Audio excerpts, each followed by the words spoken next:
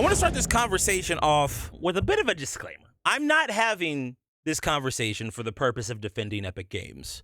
As a matter of fact, we're going to do the complete opposite today. Just like all of you guys, I was outraged, or not outraged. Outraged isn't the right word. I was kind of taken back by what I saw yesterday. The change to Vbucks, although I understand it, I don't believe it's the best way to go about it. As a company, when you go through difficult economic times or you're needing to generate revenue in difficult circumstances, in difficult situations, the one thing you want to make sure that you're doing is maintaining value for your customers in spite of how difficult the economic situation around you might be. And I think that this is kind of where Epic Games failed. I'm not as mad about the change to the Vbuck amounts as I am the changes to the Battle Pass and Fortnite Crew. In my opinion, I think that's where Epic really messed up. But at the same time, I also understand that changes are going to have to be made to their Vbuck structure, and that's simply because of, quite frankly, inflation. Now, I know that that's a hot word. People don't like to hear that word. The consensus from a lot of people in the Fortnite community is that this is only the result of corporate greed. And once again, although I don't completely disagree with that statement, I don't think it's as simple as that. Once again, I think the corporate greed element comes into interfering with the V-Bucks on the battle passes in Fortnite Crew. And we're going to get into all of that later on. But on top of me breaking down why I think that was a bad move, I'm actually going to provide a solution to Epic Games that I think would be better, not just for them, but for us as the consumers. Because at the end of the day, we are the ones that are lining the pockets of Epic Games. And we have a voice and we do have a say in terms of what we think is acceptable and what's not. I do not think that what they proposed so far is acceptable. That doesn't mean I hate Epic Games. That doesn't mean I hate Tim Sweeney, and that doesn't mean that I hate other aspects of the Fortnite community, like, for example, the UEFN. I think that the outrage to all of those parties, in a lot of ways, is unjustified, but it's understandable as well, because I don't think a lot of the Fortnite community understands actually what's going on here. Inflation has a bigger role to play than what most people think. And what I want to do for you guys is I want to explain to you why I believe inflation is a huge part of this, not just the greed factor. Honestly, and if I'm being completely transparent with you guys, I think that inflation plays the biggest role in all of this. However, on the greed side, I do think this was a situation of Epic saying, how much can we get away with as well, right? But like I said, we'll get into that. But before we do any of that, chat, I want to know from you guys. I'm going to start this off with a question. I want to ask all of you guys. What about this entire situation frustrates you the most?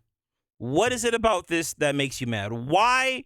Actually, no, better question. Why do you guys think that this is a result of corporate greed? Before I get into my analysis. Because that's really where the disconnect is here between me and I think a lot of people in the Fortnite community. I don't think so, not going to lie. They haven't brought back Scooby-Doo. You know what? See that one right there? Yes, prime example. And Gohan. Gohan hasn't been brought back either. Epic Games hates you because the V-Bucks. The Battle Pass is the worst thing to me because they have to feed their family. I wish it ran better. The timing was sad, understandable. We get less for what we pay for. We pay for more than less, so we still don't get any. We don't get anything out of it. Is it the case that you don't get anything out of it, or is it just that you're getting less than you got before? Those are two different things. So that you're not getting anything, it's just that what you're getting has been reduced. It's an example of shrinkflation, but they've gotten very corporate this season, and we're getting collabs every week now. I think if they didn't do like 5 collabs every week, they wouldn't have to do this. Okay, I've heard that argument a lot too. People don't understand the value of collabs and why they're used so much, but I'll get into more of that later as well. Also, the corporate angle, there are going to be corporate elements of a corporation, yes, but I would argue that this is probably the least corporate that Epic has been since Chapter 4, Season 4. That's when a lot of this corporate stuff started, or even Chapter 5, right? This isn't, I wouldn't say that Epic's being completely corporate here because of how much value that they've added to the game over the course of this last season. Like the thing is, you might not like every change that Epic is making, but the fact that we're getting so much effort put into the storyline again, I think that's a huge indication of how much Epic has been listening to the player base and actually cares about like getting like rallying the community to generate hype over things that we actually enjoy. So no, that right there wasn't a corporate move. If Epic was moving to being more corporate, they would have completely gotten rid of they wouldn't care. They wouldn't be putting as much effort into the storyline as they are now. You're getting multiple mini seasons. You're getting multiple mini live events over the course of a season. You're getting like little mini teaser trailers which are storyline related that are generating like there's a lot of stuff going on that it's far superior to what we were getting for the last 2 to 3 years. So that's I just not feeling the corporate angle. Why I think it's corporate greed is that it's higher ups, not the developers' fault. I respect the developers, but not the higher ups. They're the ones being greedy, being behind the greedy actions. Well, once again, not even once again. The thing that we have to understand is here, like, even when it comes to the higher ups, right?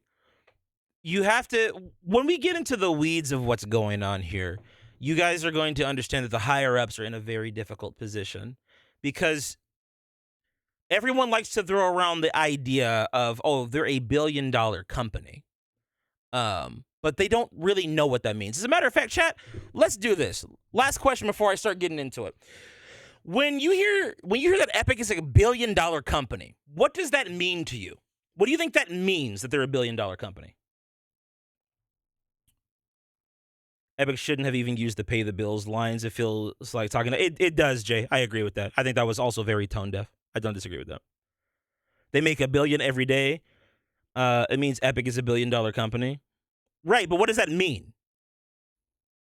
They are valued at $1 billion. Jay's onto something. They're worth $1 billion.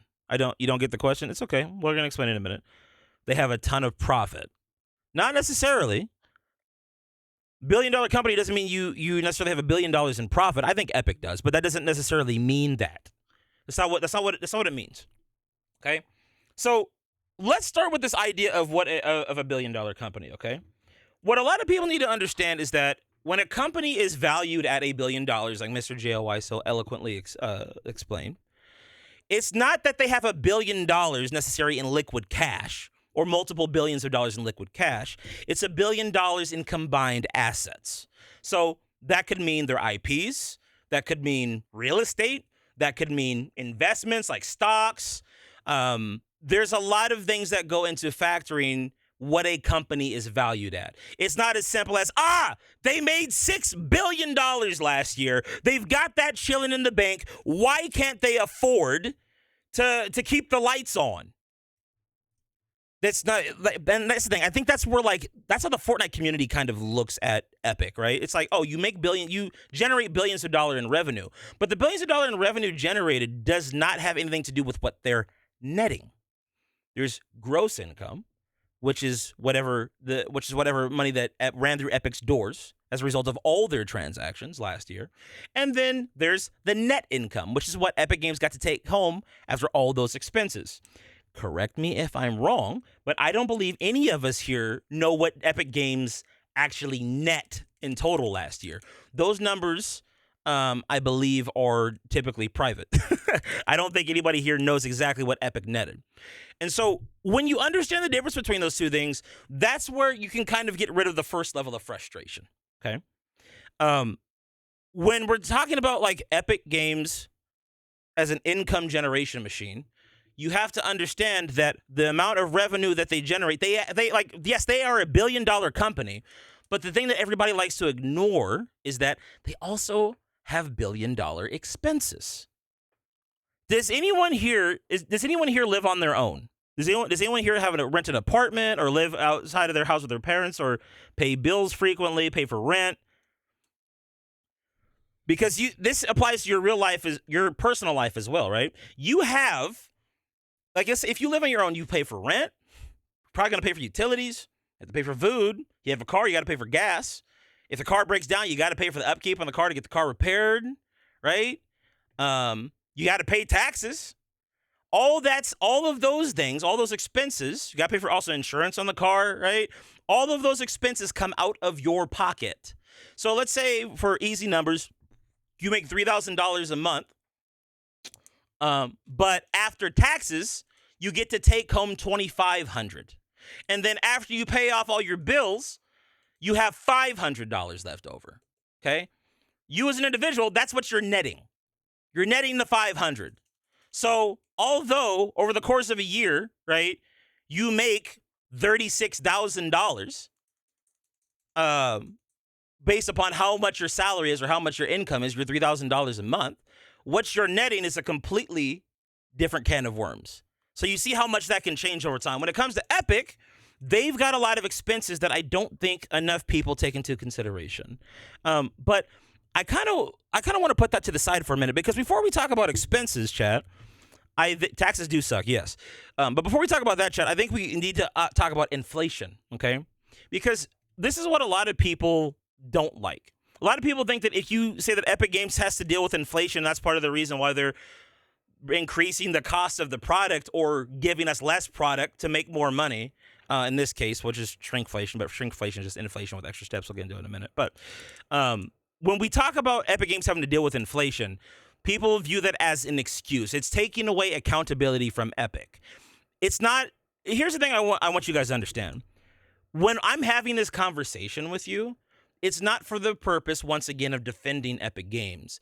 It's about keeping the Fortnite community reasonable. The more knowledge you have, the less frustrated you're going to be about this, and the more rational you can be when it comes to making decisions with your money. If you're more tactful with your money, you can actually get greater outcomes. We can't get the best outcomes when everybody's outraged and throwing fits on Twitter, demanding for Tim Sweeney's head because of changes to Fortnite cosmetics, which is still, in spite of any of this, that's actually a wild thing. And I'll get to that, the moral aspect of this later. But I think what's important to understand here is that inflation affects every business. It doesn't matter how much money you make. Inflation is something that affects everybody under an economy. So what is inflation? Inflation, simply put, putting on the textbook definition here, inflation is the rate at which the general level of prices for goods and services rises across an economy over time, reducing the purchasing power of money. This is the way I like to explain it, okay? Inflation is basically when your dollars have less purchasing power. So let's say that this is $1, okay? And last year in 2025, $1 could buy me one Transformer figure, all right? Well, now it's 2026. $1 can no longer buy me one Transformer figure. $1 can now, $2. It now costs $2 to buy the same Transformer figure that it did last year. That's an example of inflation. Now, what Epic Games did to you guys, or to us, the player base, is more of an example of shrinkflation, which is the distinction that I messed up yesterday when I made my original video. Shrinkflation is when you keep the price of the Transformer the same, but what you do is you cut corners. So maybe the maybe the plastic quality is reduced. So instead of using ABS plastic, use a cheaper plastic that's more bendy. The figure is now more fragile. Maybe you start hollowing out the figure. So like, for example, on this toy, there are holes on the inside of the arm, right? You're cutting corners and you're cutting costs. You're giving people objectively less, but you're keeping the price the same. Now, what a lot of companies tend to do is they cut they cut corners on both ends. They'll raise the price, but they'll also decrease the quality of the product. But this is something I want people to start thinking about. Regardless of if it's shrinkflation or inflation, the effect is exactly the same, because at the end of the day, in order for me to get the exact same value that I was getting before, I have to spend more money. Let's use another example, okay? Because this is where people, like, when we want to talk about shrinkflation versus inflation, they're pretty much the same thing, and here's why. Imagine a bag of potato chips, okay? Let's say last year you had a bag of potato chips. It was this big, right? Cost you $1. The company says, hey, you know what? We're going to cut the size of that bag of potato chips in half. Now the bag of potato chips is this big, but it still costs $1. Well, in order for me to get the same amount of potato chips that I got last year, well, now I got to spend $2. Now, technically, it's shrinkflation. You kept it the same. You kept the product the same price, but you're getting half the product. Well, now I, as the consumer, have to spend double the money in order to get the same thing. Inflation is when your dollars have less purchasing power. Whether it's charging more for the same product or shrinking the size or the quality of the product, the outcome is still the same. If you want the same quality of product that you were getting before, you have to spend more money. It doesn't matter if it's shrinkflation or inflation, but these are important things to understand and to think about. Now, how the hell does a multi-billion-dollar company like Epic Games have to deal with inflation? Clark, they have billions of dollars. Tim Sweeney has a swimming pool full of Benjamins that he's jumping in every day butt naked while talking about AI brain rot maps that are making him billions. What the hell? Why don't they just take money from somewhere? We're going to get into all of it, okay? This is the problem that people have when they say that inflation doesn't matter, okay? First off, I think we need to understand what causes inflation or what are good ways to monitor inflation, right? Generally speaking, one of the biggest things that causes inflation is when the money supply is increased. So let's say that in an economy, you have $100 in total that's being circulated throughout the economy. Let's say that one day the government's like, you know what? We want to pump more money into the economy. We're gonna inject another $100 into the economy. So now it's not just $100 being exchanged; it's double. It's $200 being exchanged all throughout the economy. Well, what does that do? What that does is that devalues the dollar. It devalues the money supply because now there's double of what you had before, which means if everybody has double the money that they had last year, typically what's going to happen is companies are going to raise their prices. Because if products are flying off the shelves, that means that the prices are too low. A prime example of when you would have seen this would have been COVID. During COVID, there was what was called hyperinflation. So hyperinflation is when the price of things changes very rapidly, like almost even day to day, right? Right now in the U.S. economy, an example of this would be gas. So the price of things can change, and it's not just gas that's changing, but the price of things can change overnight because of everything that's going on in the Middle East right now. I'm not going to get into the politics of all that, but we're just going to acknowledge it as a fact of something that's currently happening in the world, okay? Because of everything that's going on overseas, that in turn is raising the cost of fuel. But it's not just fuel, it's any petroleum-based product. A lot of people don't understand this, but oil is used in a lot of different things. It's not just used for fuel, it's used in plastics. It's used to create plastics. It's used in all sorts of different types of materials. And if you're a company that consumes materials that use any kind of plastics, you're going to have to experience inflation. I had somebody go on my Twitter yesterday and tell me that the nation is not currently experiencing any type of major inflation, even though gas prices from December to now have gone up over $1.20.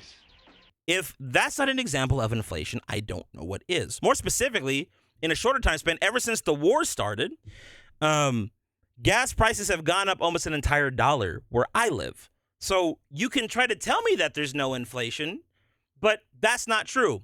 Now, listen, if you don't want to believe me, I want to show you a prime example of someone else that is currently experiencing inflation as a result of what's going on in the world right now. Exhibit A, chat. Let's go over here. This is one of my favorite podcasts. This is the Joe Budden podcast. This guy right here, his name is Ice. Actually, no, wait. Or is this Ish? I think actually, no, this is Ice. This is Ish.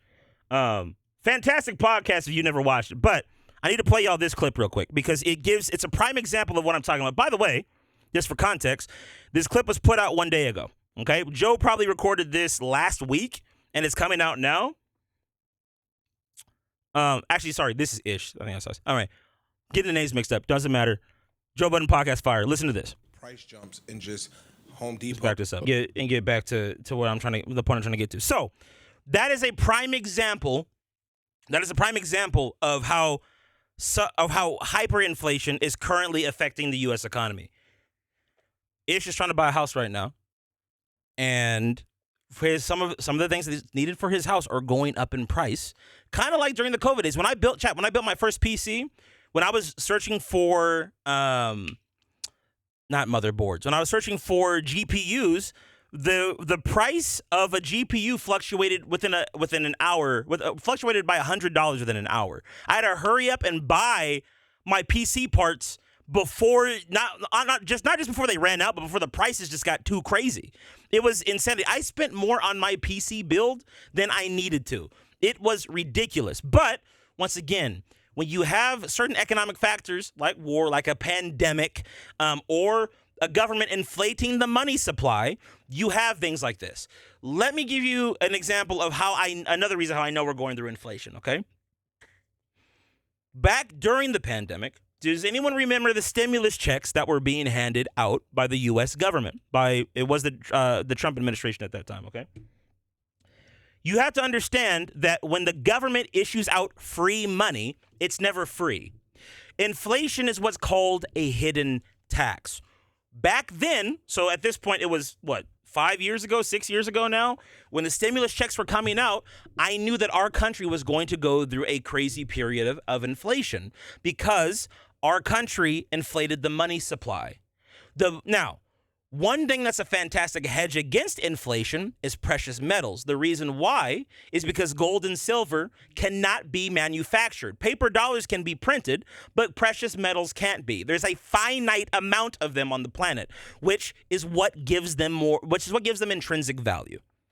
One of the greatest ways to gauge how bad inflation is by looking at the price of precious metals. Chat, do you know what gold and silver was back during the second year of the pandemic? I think gold was about $2,800 an ounce, if not $2,600, and silver was actually I can look it up right now. Price of gold and silver 2022. Let's look at that real quick.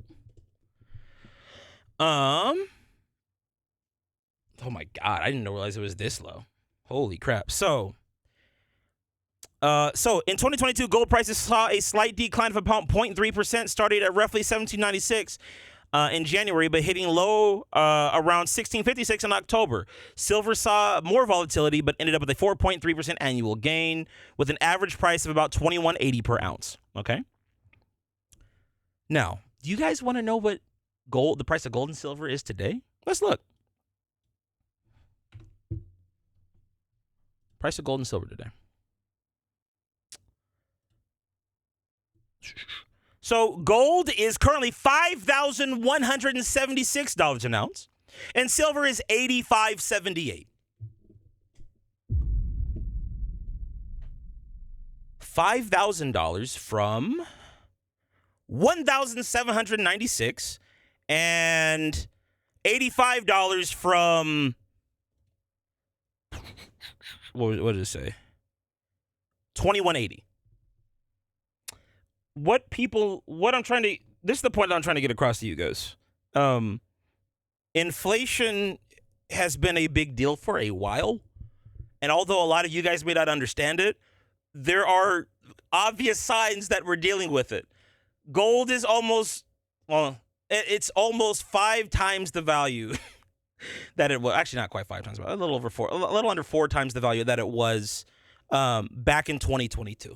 Okay, so the best ways to monitor inflation, bro. Appreciate the 39 months.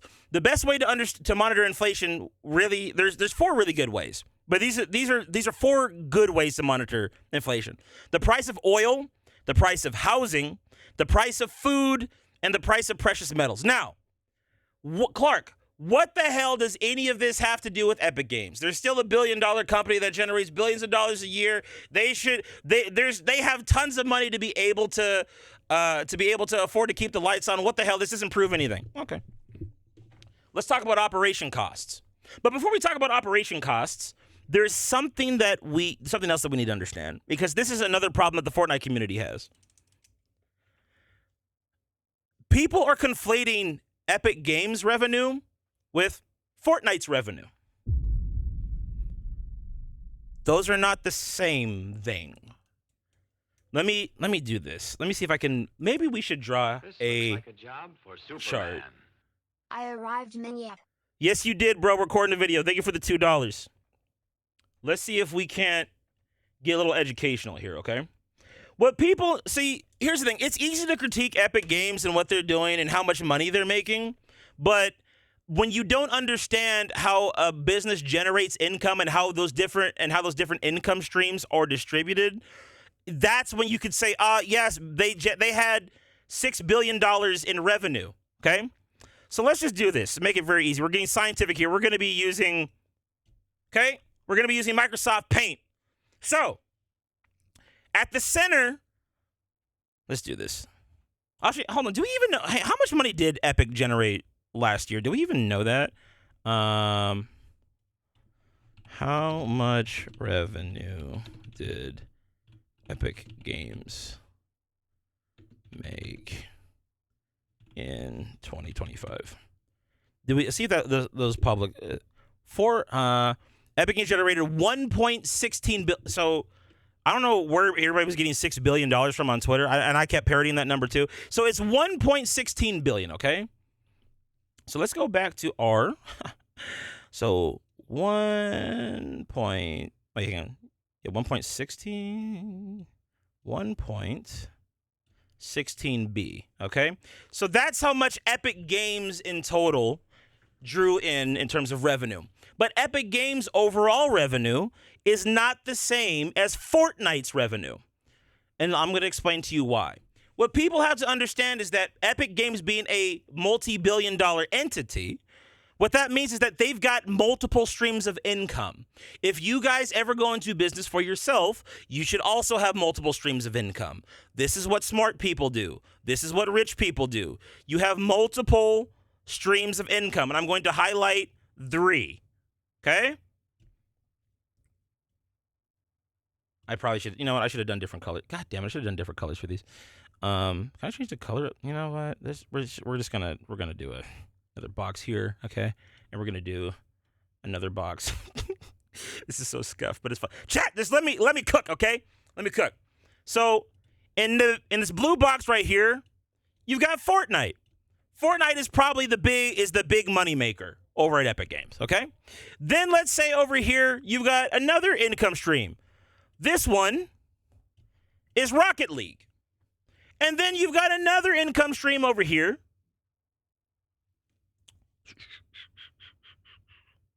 Which would be, this is Epic Games Store income, not Fortnite income. Fortnite made $6 billion. Why not Photoshop? Could have done layers. Hey, Jay, leave me alone, okay? Rocket League. So we got Fortnite, we got Rocket League, and we got, Fall Guys. Thank you. That was the other one I was actually going to use. That was Fall Guys. Okay. Each one of these is a different part of the pie. Okay. Hold on. Let me see something. Also, someone's making the claim that Fortnite revenue is not the same as Epic. Oh, wait. Oh, that's right. This is Epic Games Store generated revenue. We want Epic Games revenue. This is wrong. Epic Games Store year review. Hold on. How much revenue let's do something here. Hold on. How much did Epic Games make? Either way, it doesn't matter. The point is still going to remain the same, but let's see if we can get the accurate numbers. How much revenue did Fortnite? Let's see if we can see how much money Fortnite made. Okay, so Fortnite made $6 billion in revenue. Okay. So Fortnite made $6 billion. Wow, Fortnite by itself made $6 billion in revenue. That's just crazy. Which means Epic Games made more than $1.1 billion in revenue. So how much revenue did Epic? So not even. I don't want the Epic Games. So I want Epic Games. We might have to guesstimate, but let's see. I think I'm only gonna be able to get Epic Games. So we don't know how much money Epic Games made, do we? But that's fine. It doesn't matter. Yeah, Epic Games Store is not the same. Epic Games Store that would be like another. That'd be like another bracket. So that'd be like Epic Games Store, EGS, right? But let's just do this. The point is still going to remain regardless, okay? Let's say that in total, let's change this from 1.6 billion to 11.6 billion, okay? And so out of that, we know that Fortnite made 6 billion. And then Rocket League may have made like, let's see, I don't know, 4 billion. And we know that the Epic Game Store, so what was that, puts it at 10 billion? So then, let's say, I know that we're fudging the numbers here, but let's just say that we made, what would that be? 1 million? Let's say the Epic Game Store made 1 mil, made 1 M, and then that would put Fall Guys at like 600,000, right? Just for the sake of simplicity, just to get the math there. Okay. Anyway, all of this is equating to the overall 11.6 billion that Epic Games is making. But what you have to understand is that this is not the Epic Games revenue is not Fortnite's revenue, and I see a lot of people conflating that.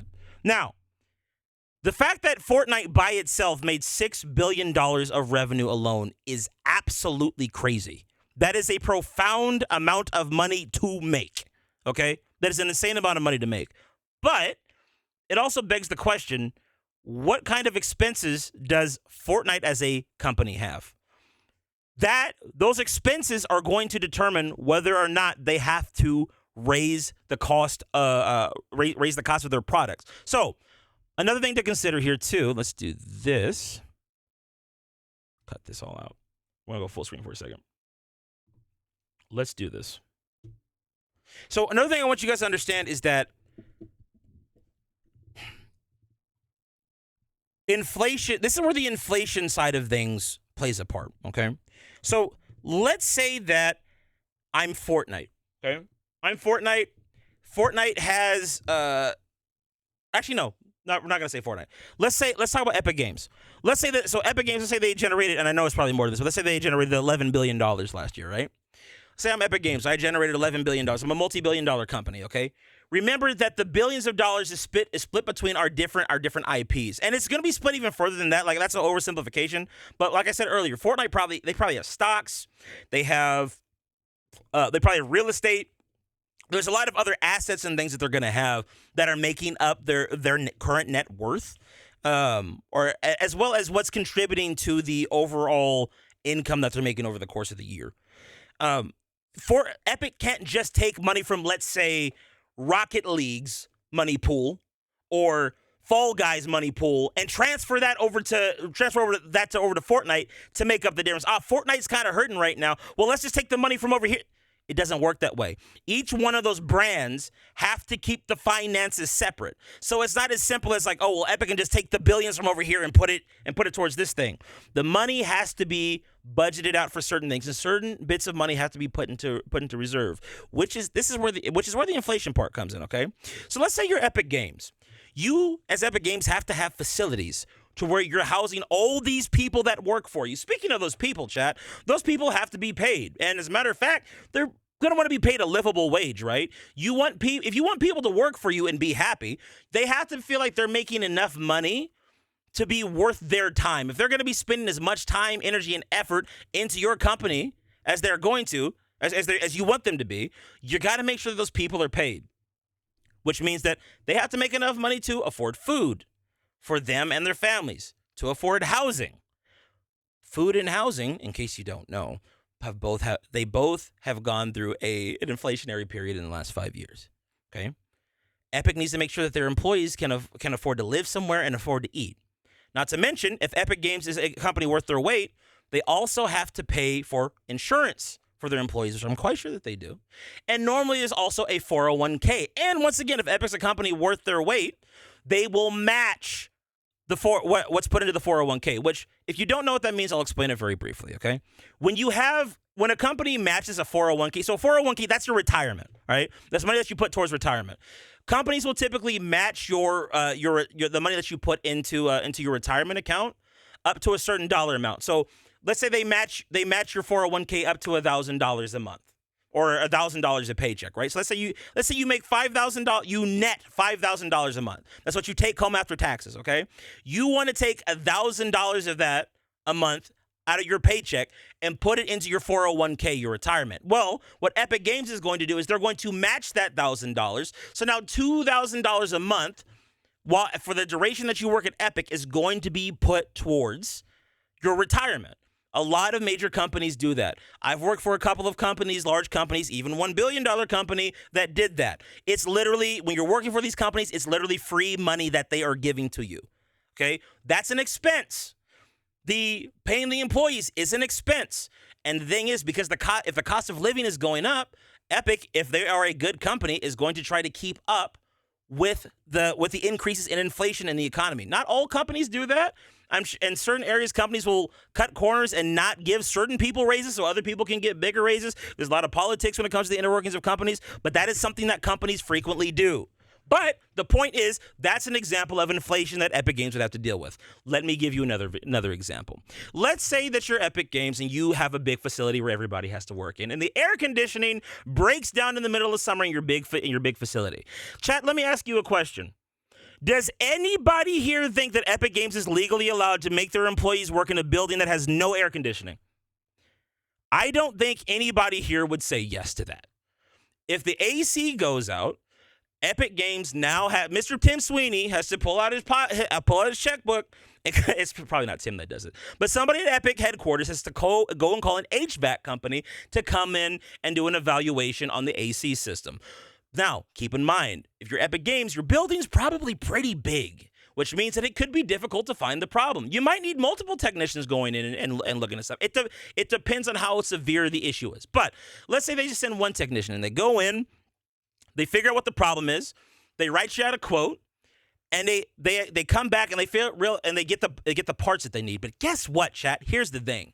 Because of all the tariffs that have been going on for the last year, the HVAC company has to upcharge Epic Games for the parts that they have to call in because they have to make a profit too. But because the parts are getting imported from overseas, maybe it's Canada, normally it's Japan or China, but because my sister works for an HVAC company. But you have to call the parts in from overseas to get them imported. Sometimes the parts can get delayed, which delays Epic's productivity because they can't have people in the building. There's no air conditioning in the building. So you see what I'm saying? The point is, the HVAC company has to pay more money because of the tariffs. That cost is then put over to Epic Games. And now, because you're a big billion-dollar company with a big building that has to house people comfortably, you have to pay that expense. You have to pay for the labor, and you're also paying for the parts that are being used to repair your equipment. Once again, we love to say billion-dollar company, but we don't talk about the expenses that come with a billion-dollar company. My point here is that cost increase is pushed onto the consumer being Epic Games. Now, granted, that's not an everyday expense. The cost of your employees is more of an everyday expense, but even when it comes to that, you have to deal with inflation. Also, I mentioned insurance. Do you guys think that the cost of insurance stays the same every year, or does that go up in price? Typically, my boy Dragonfly works in insurance. I'm sure he'd be more than happy to tell you how insurance companies raise rates over time. There are a lot of that's the thing. There are so many expenses that Epic has to pay for that require them to spend a stupid amount of money. You're seeing $6 billion that Fortnite brought in, for example, right? That is so easy to piss away from just everyday expenses. But let's get to some other stuff, okay?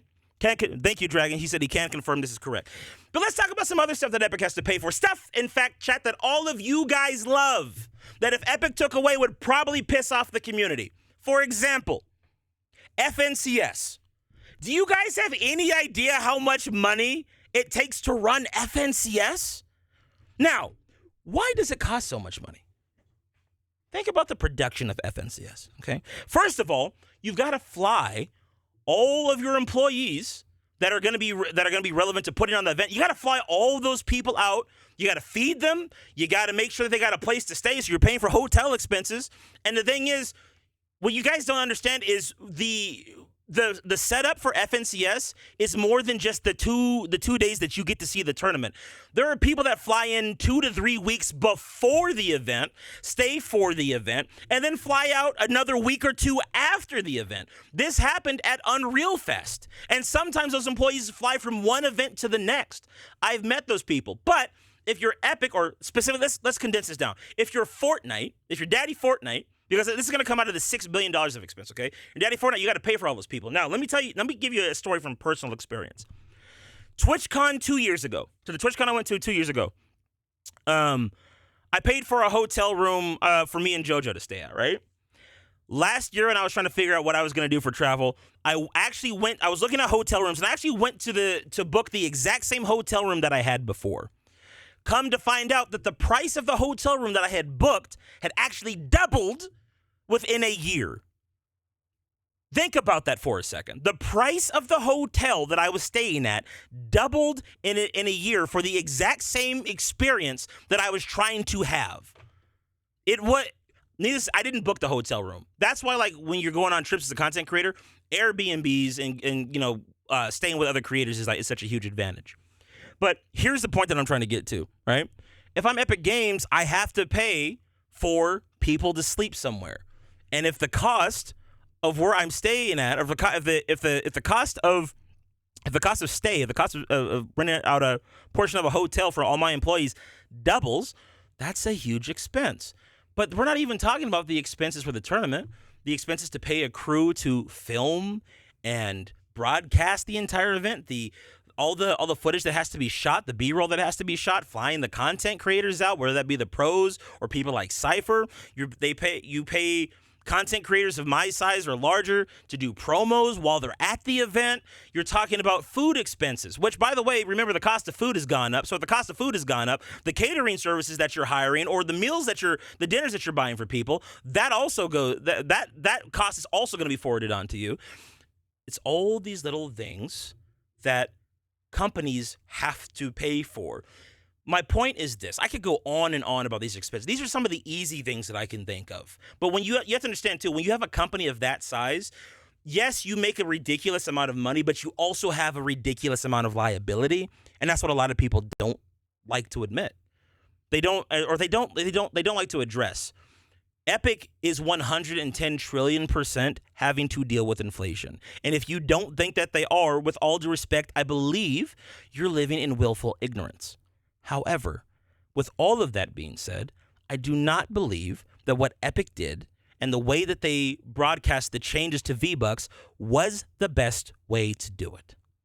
The issue, chat, and this is what it comes down to, and this is what I'm trying to get you guys to understand. Hold on a second. Actually, before I get into that, let me read some chats real quick. So basically, they're in a situation where they can't do anything about this themselves, but not excusing the greedy aspect. So here's the thing. This is what I'm trying to get you guys to understand. Epic is 110 trillion%. They have a lot of expenses. These are just like a couple off the top of my head that I can name. But there's so many things, even from me as a small content creator, things that I have to pay for. There's so many things that I've had to buy over the course of the last couple of years that have increased in price. And also, like, the bigger your operation gets, too. There's a lot of people don't tell you. Like, yeah, you might make more money as a business, but the thing is, if you want to grow, you actually put a lot of that money back into the business, which really, it seems like that's what Tim Sweeney's been doing. I'll give you an example of that, actually. Remember that lady I talked to last year, chat, that worked on the Darth Vader AI for Fortnite? Let me ask you a question. Do you believe that she deserves to get paid a livable wage for her expertise and her knowledge of training AI and coding? I think most of us here would agree, yes. That if Epic wants to hire people like her, they have to pay for that. And once again, if the cost of living is going up, that means Epic has to pay these people more. It's bro. It is such a This part is simple to understand, just in like micro levels, like looking at like case by case situations. But when you start extrapolating it and looking at like what a multi-billion-dollar business needs to continue to survive, there's a lot of expenses, a lot of things that they're going to have to pay for, right? Now, because she used AI and AI bad. Quality, you're not understanding that AI Darth Vader created a job for multiple people. That didn't take away anybody's job. That created jobs. I understand like the arguments against AI, but it's a lot more nuanced than what people give it credit for. People, like, you have to understand that AI it's going to take away some jobs, but it's also creating a lot of jobs because the people that have to work with it, the people that know how to work with AI, they're so invaluable. Qual was joking. Okay, that's fair. That's fair. I didn't see that. But there are some people there are some people that definitely wouldn't be joking, right? I think that point still needed to be said. But Qual, I appreciate it. I'm reading the chat very, very sparsely. Anyway, here's the thing. I think you guys are getting what I'm saying when it comes to like expenses. Let me say this before I continue. Do we have a better understanding of Epic Games' situation and like how inflation, in spite of them making $6 billion, how inflation could definitely drastically impact a company of that size? Do we get it? Do we understand that? Do you guys have a better understanding of that now? Now, once again, I'm gonna explain where they screwed up because they're not completely they're not in the clear. But you have to understand these things. Epic is also hurting from price increases. So because Epic has to pay more money to keep the game going, they are going to forward that cost onto us, and it sucks. Nobody wants to pay more money for less, or pay the same amount of money for less, or pay more money for the same thing. All of those things are bad, but it's necessary if you want the game to keep going. They raised the prices. Yes, bro. Well, they're keeping the prices of the V-Bucks the same, but they're giving you less V-Bucks per transaction. And that's what everybody's frustrated about, which is understandable and justified. But once again, what I'm trying to get everybody to understand here is it's not them adjusting the prices isn't the issue. It's how they went about it. But before I get into that, there's one more thing I want to address. It's Trump's fault? Okay. I mean, look, you can to a certain degree, like if you look, I don't think people understand how big of a deal the tariffs were. Shit. I'm going to use a really corny example, but there's a transformer I bought back there on that wall, right? I bought it from a seller in Canada, and the price was uber cheap. I was like, oh shit, this is like $60 less than what everybody else is charging for it, right? So I bought it. Didn't know that I was going to have to pay an additional shipping fee once it got to my doorstep.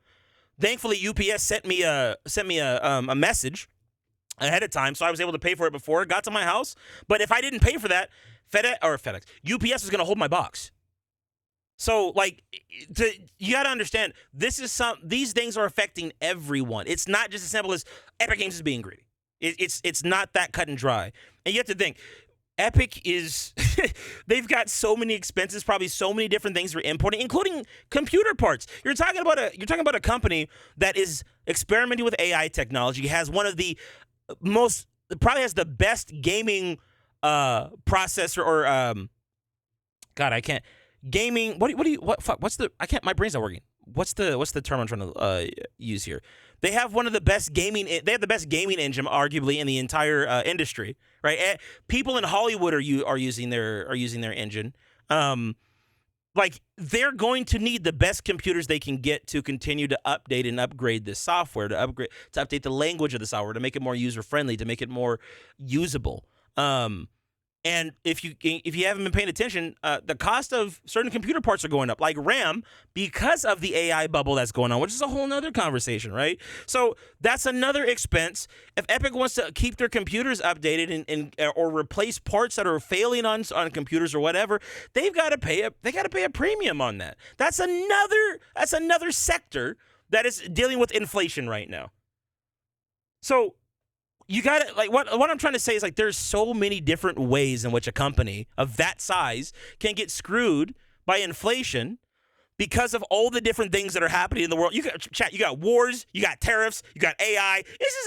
You guys are living through one of the craziest times in human history. Understand that, okay? But once again, the reason why we're going over these things is not because I think you guys are stupid, but I don't think that anybody is wanting to break this down in a way that makes sense, because getting outraged by it is not the solution. I can understand the frustration, but that's not the answer to the problem. In the same way that I don't believe that getting upset at the Fortnite creative community is the problem. And I wanted to address that for a moment too, because a lot of people seem to think that, oh, well, if Epic is having a problem with money, well, why don't they just cut the money that the UGC creators are making? All they do is put out AI slop or red versus blue maps. First of all, that's an insanely reductive understanding of how the Fortnite creative ecosystem works. Also, like, I think it's you're looking at you're frustrated with the wrong source, right? But let me table that second point for a second. So first of all, people have to understand that when it comes, so Epic Games, out of all the revenue that's generated from the Fortnite item shop sales, because that's how Fortnite makes money. Fortnite makes money through item shop sales. Out of all the money that's generated from that, 40% goes to UGC, user generated content, right? But what isn't understood is that from that 40%, only 20% of it goes to actual UGC creators, because the UGC pie also includes Epic Games products. So a lot of the maps or the game modes that Epic Games makes, that's also what's calculated in what's generating revenue. So Epic also takes a portion of that pie. So what you're wanting Epic to do is to stop paying the creators that are supporting the game in a major way. Because the other thing a lot of people seem to ignore is that 50% of the playtime in Fortnite right now is from user-generated content. 50%. So the people that are literally propping up 50% of the playtime, right now, they're already only getting 20% of the revenue. Think about that for us. And you want to take a piece of that. That's not the solution. I am going to give you guys a solution in a moment, but that's not it. This is not the fault of UGC. Now, let's talk about, but Clark, what about all the red versus blue and 1v1 maps and all? Let me explain something to you. You should not be mad at the creators that are generating that kind of content. If you want to be mad at anybody, be mad at the people that are playing it. People are playing those maps because that's what they want to play. Listen, guys, you know that I've made tons of Fortnite, or not tons of Fortnite maps, but we've made a good amount of Fortnite maps on this channel over the years. I've done my best. We've gone to the periods where we've gone really hard on maps. We've updated maps. We've followed map trends. We've done a lot of stuff ourselves in the UGC sphere, right? Even before Creative 2.0 was a thing. And one thing I learned is, quite frankly, is that my maps just weren't good enough. I did promotions. I had live streams where I played with you guys. We tried all sorts of little techniques and things to get the maps out there, and it's just not what people wanted to play. Not necessarily because not because Epic didn't want to push my map. As a matter of fact, when I looked at my stats, the map did get pushed. It's just that people didn't want to play my map. It needed to be better. Maybe I could do better marketing. Maybe I need to work on the concept of the map. Were there any bugs in the map? Because for a few of the maps, yeah, that was a problem. I had to take accountability for why my map didn't do well. But also, I have to understand, maybe I'm not making the map that people want to play. If people want to play Red versus Blue, or The Pit, or Tilted Zone Wars, or even Steal a Brain Rot, be mad at the player base? If nobody wanted to play Steal the Brain Rot, or Steal the Brain Rot was such a crap concept, nobody would be on the game. But you're blaming the wrong people. The maps that get pushed are the ones that people actually want to play. That's it.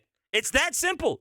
Now, granted, there has been a problem with people spamming maps, which actually, as of today, Epic put out an update to deal with that. You can't just spam the same map over and over again to try to feed yourself into the algorithm. No one's making the claim that UGC doesn't have problems, but it's not the money sinkhole that people are arguing it is either. The Fortnite creative community provides so much. Hang on, think about this. The Fortnite creative community is literally providing 50% of the value of Fortnite as a game and only receiving 20% of the profit. And the community thinks that, it's those goddamn creative people that are just taking up so much. That's not the case. That's not it. Here's the thing. We don't know what Fortnite's expenses are, but I guarantee you, because of all just if we're looking at just like the live events alone that they put on, the LAN tournaments and everything, not to mention the promotion for those tournaments, it's they're spending several M's on just. I wouldn't be surprised if Fortnite spends a couple billion a year in marketing. Honestly, because you have to understand that those Fortnite tournaments aren't just about getting people to watch other people play the game. It's a marketing technique. That's part of my understanding of this is correct from the people that I talked to at Epic. The tournaments are used as a marketing strategy to get new players in. Actually, I know this for a fact. The tournaments are used as a marketing strategy to get more players into the game. Epic needs to pump out a bunch of money into this stuff. I don't think anybody here wants to necessarily see the competitive scene get money pulled away from it just so the cosmetics stay lower. And also that also doesn't solve the problem of inflation. Like, yeah, you can cut corners and cut costs, but what Epic's trying to do is they're trying to balance out like the increase of all of their operation costs while also maintaining like the experience that everybody's having. I think that over the last year, we've seen a dramatic increase in terms of the overall Battle Royale experience, in terms of transparency with the community. There's a lot of good things that Epic has done to kind of win people back over. Now, granted, telling people like, hey, listen, bills are getting kind of tight. We need you guys to cover up the difference. So guess what? You're going to get less V-Bucks. That was Tonedeaf. That was absolutely abysmal, okay? That was absolutely 110 trillion% abysmal. You know what else was abysmal? Taking V-Bucks away from the Battle Pass and taking V-Bucks away from Fortnite Crew. The Fortnite Crew was actually the thing that personally pissed me off. It's like, wait, hold on. So I'm part of your subscription service. I've been subscribed to that for a few years now, and you're going to give me 200 less V-Bucks per month? Now, granted, it's only 200 V-Bucks, but still, it's also 200 V-Bucks. Over the course of the year, what is it? What did somebody say? Between Fortnite Crew and the Battle Passes, it's like you're losing out on 5,200 V-Bucks a year. That is so from Epic's standpoint, that is a 30. What would that be, like a $33, $34 purchase on our? If you want to make up those V-Bucks with a purchase from the item shop, that is a $34, or it used to be a $34 purchase before they nerfed the V-Bucks that you were getting, right?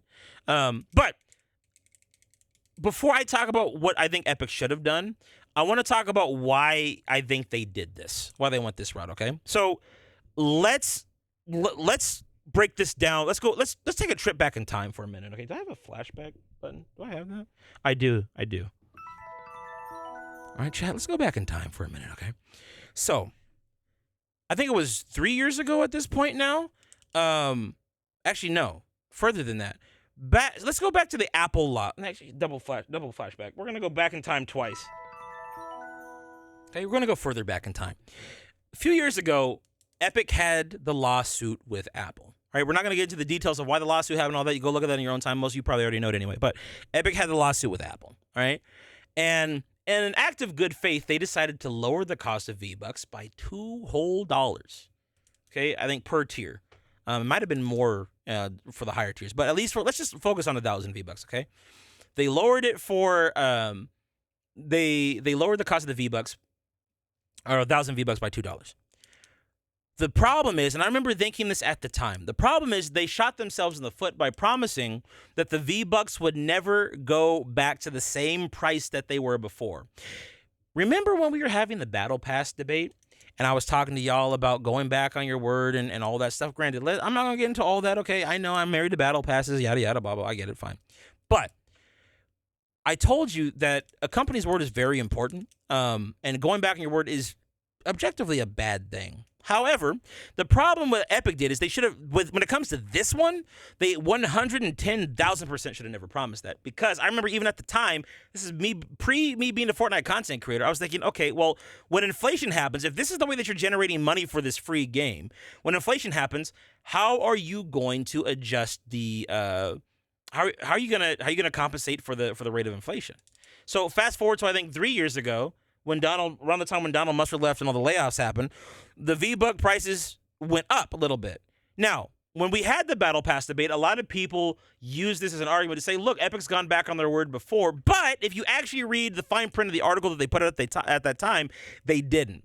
Epic specified that it was like there was like a 20% margin, or there was a certain dollar amount that they wouldn't go within, or they wouldn't reach, and basically the $8.99 that we're paying for every 1,000 V-Bucks now, that was well within that margin. So it was like a middle ground. It's not as high as it originally was, but it's also a little bit higher than the lowest. So that was as high as they could legally raise it based upon what they said. I mean, they could probably fudge it by a few more cents, but that's not worth it. So Epic's now in a position where they're like, okay, I can't raise the price of the V-Bucks anymore. So how do I make more money to adjust for the increased price of production or operation?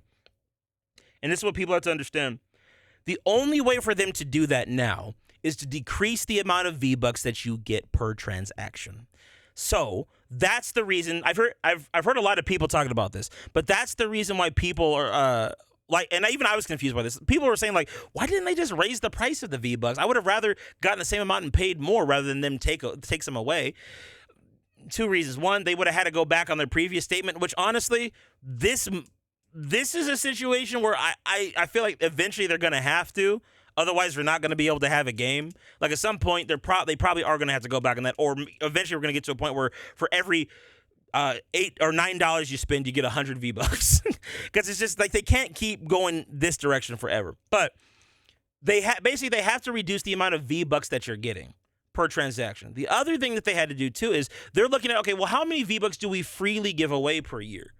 So they're looking at the battle passes. They're like, ooh, we're giving away 1,500 V-Bucks per year for the battle passes, and Fortnite Crew we're giving away 1,000. And so if somebody has Fortnite Crew and they're paying for that every month, plus they've got the battle pass. So what? They're getting 2,500 bare minimum 2,500 V-Bucks over the course of a season, or I guess if it's say it's 3 months, it would be what? 4,500, 3,500, whatever. 3,500 V-Bucks over the course of a season if the season's 3 months. Or no, 4,500. It's 3,000. So yeah, 4,500.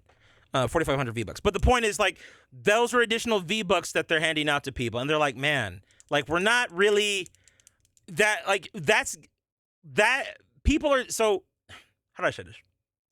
What you have to understand is this: the V-Bucks are what we use to buy items in the item shop. The more free V-Bucks they give us, the less money they can make. But if they reduce the supply of the V-Bucks that we are getting, then if we want to keep up with the same rate of purchasing that we always have, we want to keep up with with our previous spending habits, we're going to in turn have to buy more V-Bucks. Even if they had to keep the prices the same, we would have had to bought more V-Bucks over the course of the year, right? But what they did on top of that decision, after realizing that, is they said, you know what? Let's change how many V-Bucks they get. So now we're going to give them these awkward-ass amounts like 800 V-Bucks or fucking, what was the other one? 2,200 or 1,800 or something? I forget the one for the second tier. But it's all these awkward amounts where we now get less V-Bucks. So if you want to get the same amount of V-Bucks that you had before, you got to pay more money. So that also increases revenue, right? So it's a really crappy situation. But unfortunately, if they don't want to go back on the previous promise that they made, they had to go this route. Now, this is where I think they screwed up, right? I think that the Battle Pass and I think that Fortnite Crew should have been left alone. They should have never touched those. Big no-no. But when it comes to Fortnite, like actual V-Buck purchases, those did need to change. Do you know what's the source for the 40% of the company's money goes to UEFN creators? If so, it's possible to calculate the amount of money they made with a cross multiplication. All the money that they make from all the money that's made from the Fortnite item shop is the money that's what's used to keep the lights on for and pay for all the events through Fortnite. It's the money that's being generated through item shop sales, which last year was $6 billion. That's how much people want thick Fortnite skins. Let that sink in for a minute, all right? At any rate, I think they should have left the Fortnite Crew and the battle passes alone. But what I do think they should have done is I do understand why they would have to, because of inflation. I do understand why they would have to adjust the price of or not adjust the price, but adjust the quantity of V-Bucks that we're getting. Now, I want to remind you all of something. I don't like this. It sucks. Inflation objectively sucks. It's always a terrible thing when you have to deal with inflation, whether that be in your virtual video game or gas prices. Gas prices are more important, but I'm not going to get into that right now. Point is, you guys are feeling the effects of inflation. I've heard this argument given to me recently, which is that there's no inflation on virtual currency. It's not about virtual currency. This stuff to themselves, they have millions to Apple and Google, but oh yay, let's rip off, let's force the customer for it. What the hell is BS that? Well, that was a dono. Thanks, Entity, appreciate the $5. I don't know if you're just turning in, but we've already covered all that. Let me say this too, right? Because that's the other argument I've been hearing a lot as well. Chat, this is what you have to understand, okay? And this is it's time to have the adult conversation now, okay? And this is what people are gonna be pissed off at me and hate me for. I honestly I don't care. This needs to be said. It's time to be a big boy or a big girl and stop spending money on stupid shit. All right? If the $1 billion company is pricing you out of a purchase or is making your purchase less reasonable, or if they're making it to where your normal purchase is not worth it for you, stop purchasing the product. It's that simple. Do not buy it if it's that big of a deal for you. But here's the problem with the Fortnite community, and this is what I guarantee you is going to happen. All the people that are so outraged by this and yelling for boycotts, they'll be the first people up at 4 a.m. on Thursday of next week ready to play the new season, which is why I'm not calling for a boycott. I don't think a boycott is the way to go. The other thing you have to understand too is the people that are active on Twitter and even in these live streams or on the comment section of different videos, that's not the average Fortnite player. Anybody that interacts with Fortnite content on a consistent basis online, you're a hardcore Fortnite fan. You're not the average. You're not like my boy Chris, who downloaded the game for the first time a couple of years ago and decided to play it and was just like, "Yo, this is dope," right? And got addicted. Like, that's not you. You're watching content, you're in comment sections, you're in Discords, you're on Reddit forums, you're in live streams, you're part of communities. The way that we look at the game is not the same as the average person. And so the thing is, what you're going to realize is that the average person is probably they're going to adjust to these price hikes over time. Now, that's not to say that you should just go out and spend your money or shill your money out and support the greedy $1 billion company or whatever, right? I'm not telling you to do that. I'm not telling you to do that. But this is the thing. This goes by case by case. Oh boy, here's bro for $5. Damn, I'm just trying to see the foundation in the new season. I didn't know we had to do all this math with money and shit. I know, right? There's homework and shit. It's terrible. Anyway, so I'm trying to get across to you guys. If it's not worth it to you, don't buy it. Or if you want, hey, stock up on some V-Bucks before you know the changes are going to be made, and be content with what you have. That's why I said in the video, I think a lot of people, you're going to have to learn how to be content with what's in your locker, or suck it up and pay the new price. But this is what I want to say. Epic, where I think you got a little greedy, and where it feels like you're trying to see how much you can get out of the community, is when you're messing with the battle pass and the Fortnite crew. Chat, this is what they should have done. Here's the real solution, okay? This is what I want to get to, because I like to provide solutions. I don't want to just say, greedy $1 billion company. Screw you, Tim Sweeney. Which, by the way, chat, I also don't think that this was Tim Sweeney's decision. It may have been. But you have to understand, like, someone at Tim's level, he's got people for that. He's not necessarily, like, I'm sure it was ran by him, but, like, he's not necessarily worrying about the day-to-day of just Fortnite. The new prices before announcing the foundation and the Ice King, because everyone was so happy and now everyone is so mad. That I also agree with. That was also a Tonedeaf move, but hey, it is what it is. We still hate Tim, number one enemy. I hate that guy. Listen, all right, fine, whatever.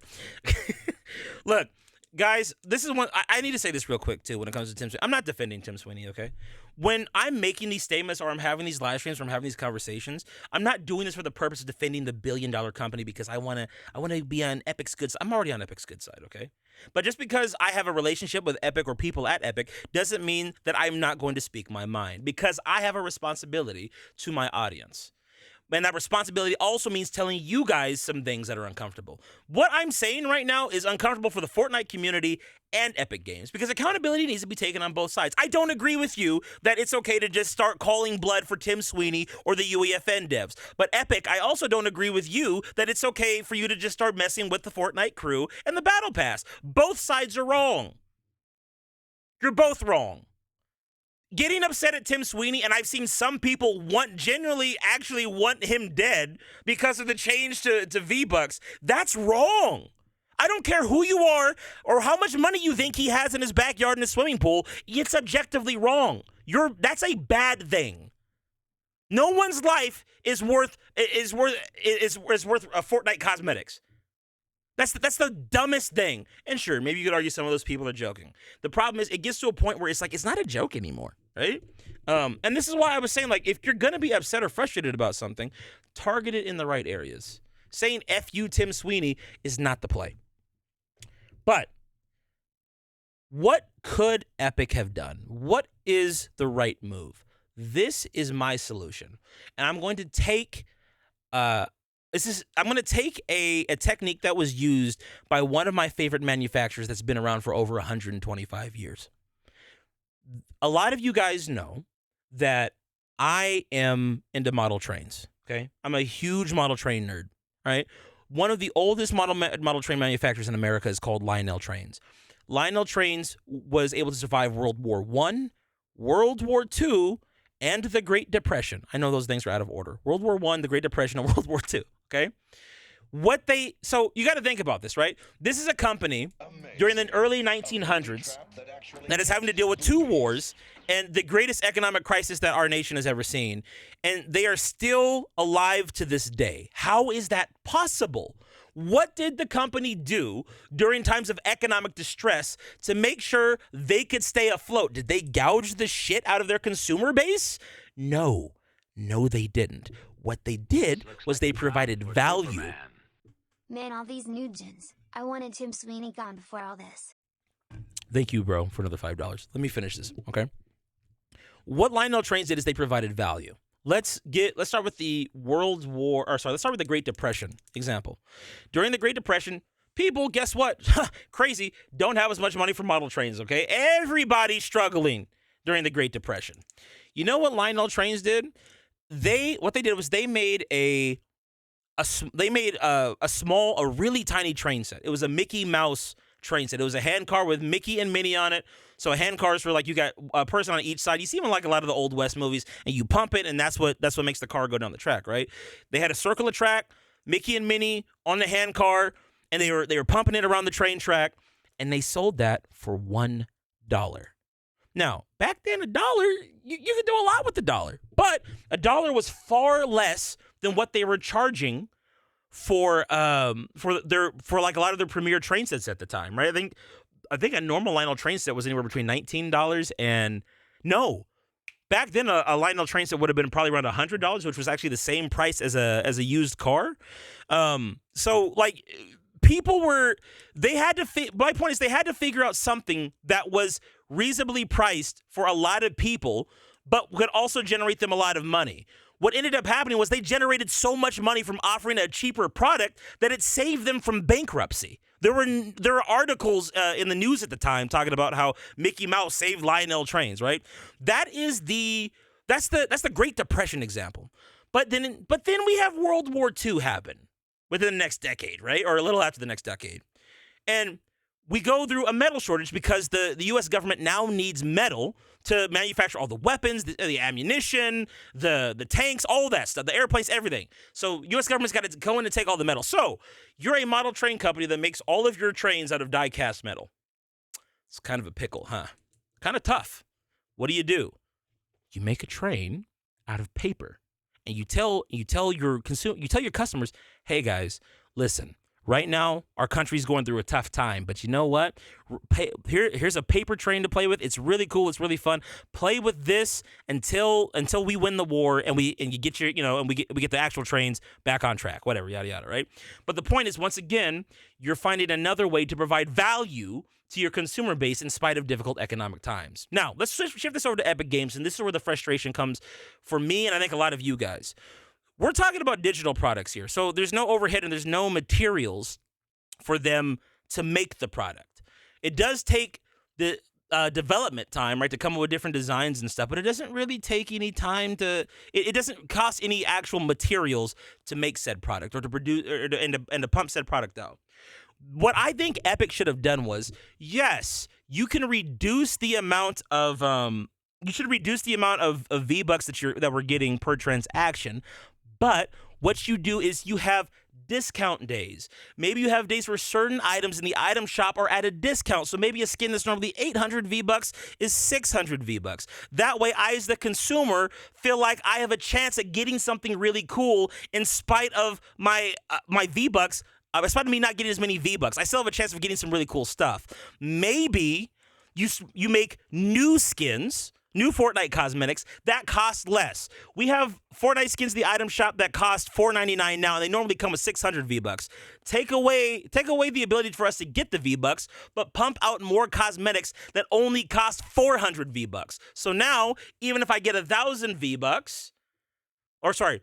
Now even if I get the lowest tier, which is 800 V-Bucks, I have the chance of getting something really cool. I can get 2 really dope skins for 800 V-Bucks in total, 400 apiece.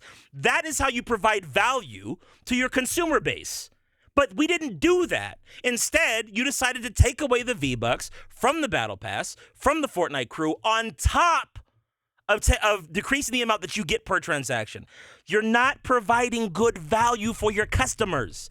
Go the Lionel Trains route from the Great Depression. You offer cheaper products, less expensive products, but you can potentially increase sales, and you keep from pissing people off because you're actually working with your consumer base to provide them a good deal. I don't understand why and this is the thing that frustrates me with modern companies. You don't have anywhere near the same limitations as a company from 100 years ago. Yet for some reason, you can't figure out a way to make things more reasonable for the consumer. That's not good business. And that's where I think Epic Games messed up. Now, chat, you tell me if you think that that's not reasonable. I think that approach would have softened the blow for a lot of people. This But looks like a I don't job know. for Superman. Wait, is there deadass no more V-Bucks and Battle Passes anymore? No, bro. It's not that there's no more V-Bucks. You only get 800 V-Bucks in the Battle Pass. So they decrease the amount of V-Bucks that you get by 700. I don't know, man. No more V-Bucks and bonus rewards. Not quite, bro. There's just no profit in it anymore. Oh, you guys were playing basically the bonus rewards with the V-Bucks that cut. Yeah, so yeah, there's no more. Yeah, it's a huge blow to the ecosystem. Anyway, chat, that's my 2 cents. I think that, like, once again, as a consumer, we can understand the basic economics of, like, inflation, right? Like, we understand, like, companies go through tough stuff. But if we don't feel like you're working with us to come to a better solution, it feels like we're getting gouged. And in some ways, I do see the greed element. But it's not as simple as like, Epic is only doing this because they want more money. No, I genuinely believe that they're dealing with inflation. But there's a better middle ground than what we're getting right now. Job for Superman. I'm in jail every time I now buy V-Bucks. I'm gonna feel like I'm getting a little ripped off. Exactly. And that's because you know that the prices of the cosmetics inside the item shop are going to stay the same, if not go up for newer cosmetics. Which some people have already been theorizing that, like, that's what they've been doing anyway. Which you kind of maybe I'd have to look into it because I don't think people are really paying attention to the value. But This looks like a job for Superman. Also, do we know if this is permanent? this is definitely permanent. Yes, there's a chance that they could revert it, but I don't know. I honestly think that this is the best solution. Not saying that, like, the creative community deserves less money. I think people like my boy Dagwummy do a fantastic service to the Fortnite ecosystem.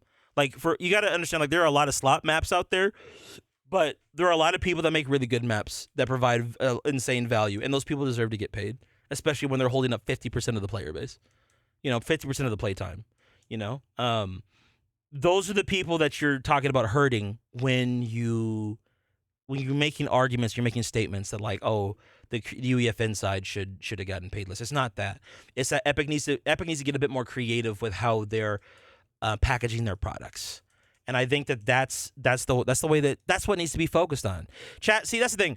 You understand, those UEFN guys, I know a lot of y'all listening, you like to play in their maps too. You might even be friends with some of these people. I don't think you understand that a lot of these teams, they also have employees. They have people that they have to pay. And if you are advocating for them getting paid less, you're hurting their families and you're hurting the employees that work underneath them. Everybody here, I'm pretty sure, was upset when it came to the layoffs that Epic Games had. Well, if you start paying the UEFN dev teams a lot less, you're going to be laying off a lot of employees too. It's not just the bad map builders that are going to suffer. It's all the good ones too. And there are a lot of good map creators out there. There are a lot of guys that are doing some great work. We've had them on the channel. I've met them at Unreal Fest. My point is, like, chat, this is insanely nuanced. There's a lot to this conversation. But if you understand what's happening, it keeps you from being angry. Being upset and getting outraged and being enraged all the time is not the answer. Once again, I'm not saying this for the benefit of Epic Games. So I want to protect Daddy Epic. I'm saying this for your benefit. Staying calm, being equipped with knowledge and information and understanding what's happening in the world is what's going to lead you to making better decisions and providing better solutions. Not getting upset. Beef with $5 at Clark. Just busting my ass on the road now. I'm watching while these pain meds kick in. Damn, bro, what are you doing, dog? That's crazy. Thank you for the 5. Anyway, Tim being dead would help the Zero Mortal plan. Okay, all right, Scully, calm down. Anyway, chat. Does this make sense? I love y'all. I love the Fortnite community. I just want to provide balance. I want to provide being reasonable. And I'll be honest, I don't think the community is being reasonable. You can't ignore inflation, but you also can't ignore when a company's not doing everything in their power to come up with the best outcomes. And this, I believe, is an outcome that, or a solution that benefits everybody, including Epic. We got to reach a middle ground. But right now, we haven't reached it.